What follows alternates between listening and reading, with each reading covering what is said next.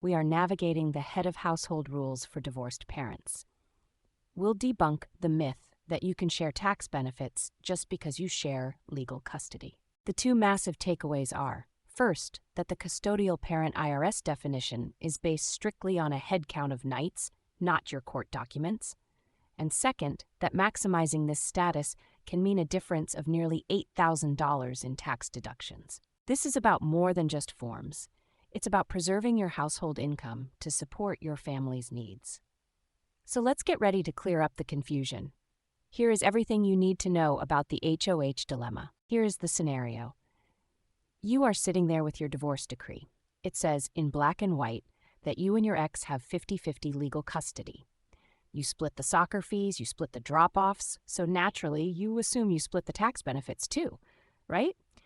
Well, this is where we have to debunk the sharing myth. When it comes to claiming a child on taxes after divorce, the IRS operates in a binary world. They don't really do sharing when it comes to the coveted head of household filing status. While your divorce decree dictates your legal relationship with your child, the IRS has its own rigid set of rules, and usually, only one parent can be the head of household. So, how does the IRS pick the winner?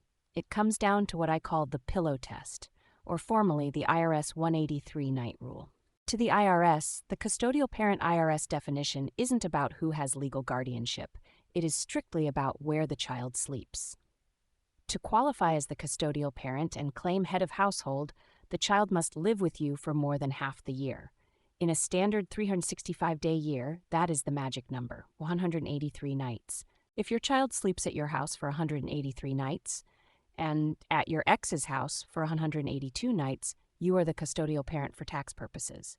It doesn't matter if your divorce decree says equal custody. The IRS nights, not legal clauses. Now, I know what some of you are thinking. Alex, what counts as a night? What about summer vacation? Here is the practical side. A night counts as living with you if the child sleeps at your home, obviously, but it also counts if the child is temporarily away with you. So if you take the kids to Disney World for a week, those 7 nights count toward your 183.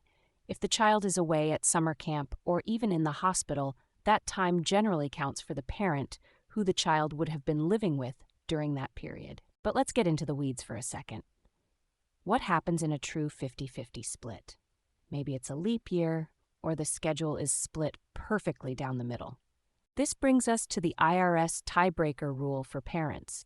If the child spent an exactly equal amount of time with both parents, the IRS has to break the tie. And they do this by looking at adjusted gross income, or AGI. In this rare scenario, the parent with the higher AGI becomes the custodial parent.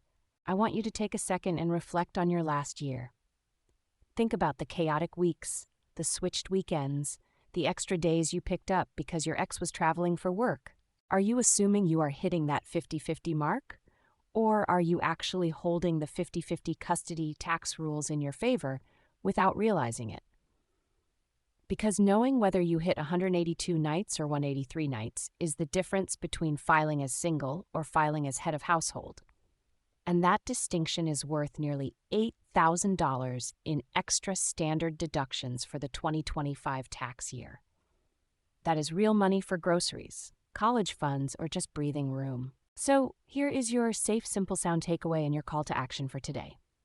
Don't rely on your memory, and definitely don't rely on a handshake agreement with your ex. Review your calendar from the past year to determine the exact count of nights your child slept at your residence. Do the math. If you hit 183, you are in the driver's seat for head of household. Now, some of you might be shouting at your speakers right now saying, "But Alex, I signed a form giving my ex the right to claim the child." That is likely Form 8332, and it is the single most misunderstood document in divorce taxation. Does signing that form mean you gave away your head of household status? Spoiler alert, no, it doesn't. But it does trade away other valuable credits. Now, usually, the parent the child lives with, the custodial parent, gets all the tax perks. But let's say you want to be fair, or maybe the court ordered you to let the non-custodial parent claim the child. You sign Form 83332. This form is the revocation of release of claim to exemption for child by custodial parent. Quite a mouthful, right? Here is the most common trap I see parents fall into. They think signing that form transfers everything. They think they are handing over the entire tax identity of the child to their ex. But that's not how it works. Think of it like a concert ticket. The child tax credit is the ticket to the show. By signing Form 8332, you are handing that ticket to your ex. They get to walk in and enjoy the show, meaning they get the credit on their return. However, head of household status, that is the backstage pass. And unlike the ticket, the backstage pass is non-transferable. It is glued to the person the child actually lived with. This is a crucial distinction. Form 8332 does not transfer head of household status. I want you to really let that sink in. If you are the custodial parent, meaning the kids slept at your house for 183 nights or more, and you sign that form, you are giving away the dependency exemption and the child tax credit. But you generally keep the right to file as head of household. Why? Because the head of household rules for divorced parents are based on a residency test, not a dependency test. To be head of household, you have to maintain a home where the child lived for more than half the year. Since the non-custodial parent didn't live with the child for half the year, they fail that test. So if you are the non-custodial parent, even if you have that signed Form 8332 in your hand, you generally cannot claim head of household. You get the credit, but you'll likely have to file as single. This brings us to the money, the sound part of our safe, simple, sound philosophy. We need to talk about maximizing household income. If you are the custodial parent and you've released the exemption to your ex, do not automatically file as single. If you do, you are leaving thousands of dollars of deductions on the table. For 2025, the standard deduction for single filers is $15,750, but for head of household, it's $23,625. That is a difference of nearly $8,000 in protected income. I want you to think about your own filing last year. If you're the parent who had the kids the majority of the time, but you let your ex claim them, did you check the box for single because you thought you gave up all your rights? If so, you might have overpaid the IRS. It's all about understanding the difference between the child tax credit versus head of household. You can share the credit, you usually can't share the status. So, here is your takeaway and your action item for this week. If you have signed a Form 8332, verify your tax filing status to ensure you are not incorrectly claiming or failing to claim head of household. Don't let a misunderstanding of 50-50 custody tax rules cost you that higher standard deduction. Now, this gets even trickier if you and your ex are legally separated but still living under the same roof. You might think you can just split the bills and both claim head of household, right? Well, that is what we call the shared household trap, and it's a fast track to an audit. We're going to break that down next. Let's be real for a second. Divorce is expensive. Housing is expensive. We talk to so many parents who are legally divorced or separated, but are still living under the same roof. Maybe it's to save money, or maybe it's to keep things stable for the kids while the dust settles. But here is where you have to be incredibly careful. This leads us right into what I call the shared household trap. I've seen this happen too many times. You and your ex are in the same house, maybe separate bedrooms, splitting bills down the middle. You think, well, we have 50-50 custody tax rules in our divorce decree, so we'll just both file as head of household.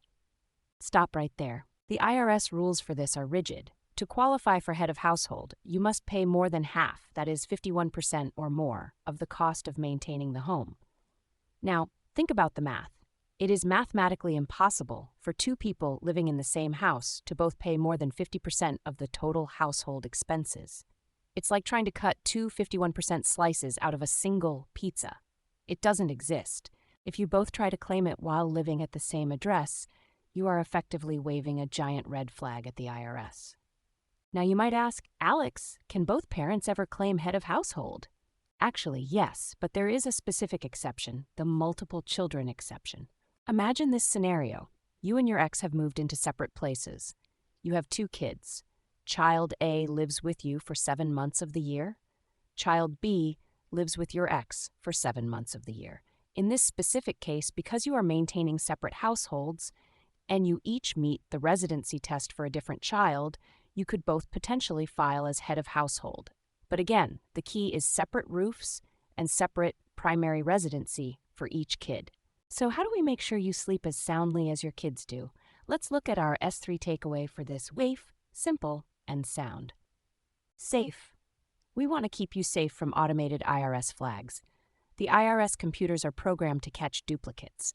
If two parents claim the same child for head of household, the system automatically freezes those returns. You don't want to be in that pile. Simple. The solution is simple, but you have to be disciplined. You need a custody log. I don't care if it's a fancy co-parenting app or a cheap spiral notebook from the dollar store. You need to mark down where that child sleeps every single night. If the IRS audits you 3 years from now, that log is your golden ticket. It proves you met the residency test. Finally, let's look at why this is a sound financial move. We aren't just doing this for fun, we're doing it for the financial impact. For the 2025 tax year, the head of household standard deduction is $23,620.25. Compare that to the single filer deduction of $15,750. That is a difference of nearly $8,000 in income that you don't have to pay taxes on. That is a vital tool for preserving your income to support your child's needs, whether that's braces, summer camp, or just keeping the fridge full. Don't let a lack of documentation cost you that deduction. So here is your mission for today, my call to action for you. Don't wait until April 14th to figure this out. Start a dedicated log or calendar today to track where your child sleeps every night to safeguard your future tax returns. It takes 10 seconds a day, but it could save you thousands of dollars and months of stress later on. And that wraps up our deep dive into the often confusing and, let's be honest, stressful world of co-parenting taxes. I hope today's episode helped lower your blood pressure and gave you the clarity you need to file with confidence. We really stripped back the layers on the head of household rules for divorced parents. If you take away just one thing today, remember that the IRS operates on a heads in beds philosophy. We debunked the myths surrounding 50-50 custody tax rules, proving that the custodial parent IRS definition strictly relies on that 183-night residency test, regardless of what your divorce decree might say. We also navigated the tricky waters of claiming child on taxes after divorce. It is so critical to remember the distinction we made regarding Form 8332 Head of Household Rights. You can trade the exemption, but you cannot trade the head of household status. That status belongs to the parent who provides the home, and knowing that difference is key to keeping your returns safe from audits and sound for your budget. Thank you so much for trusting me with your time today. If you found value in this breakdown, please check the show notes. I've linked a guide to starting your own custody log so you can track those nights accurately. And if you have a moment, please subscribe and leave a review. It really helps other parents find this information when they need it most. Until next time, keep your records straight, keep your stress low, and keep your finances safe, simple, and sound. This is Alex signing off.